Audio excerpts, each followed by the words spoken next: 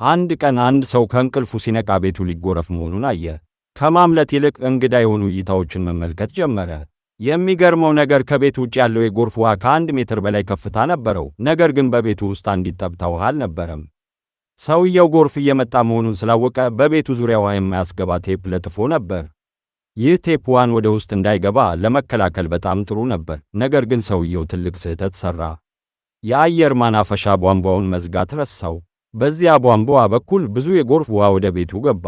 አሁንም ሰውየው አልተጨነቀም። ፊልም ማየትና ልብሱን መተኮስ ጀመረ። ብዙም ሳይቆይ የውሃው መጠን እስከ ጉልበቱ ደረሰና ወደ ላይኛው ፎቅ መውጣት ነበረበት። ሰውየው በሁለተኛው ፎቅ ላይ ባለው የውሃ ገንዳ ውስጥ ዘና ብሎ ሳለ የጎርፍ ውሃው ሁለተኛው ፎቅ ላይ መድረሱን ሳያውቅ ምንም አማራጭ ስላልነበረው ወደ ጣሪያው ሰገነት መውጣት ነበረበት። የጣሪያው ሰገነት በቂ ከፍታ ስላለው የጎርፍ ውሃው እዚያ አይደርስም ብሎ አሰበ። ነገር ግን እንደገና ተሳሳተ።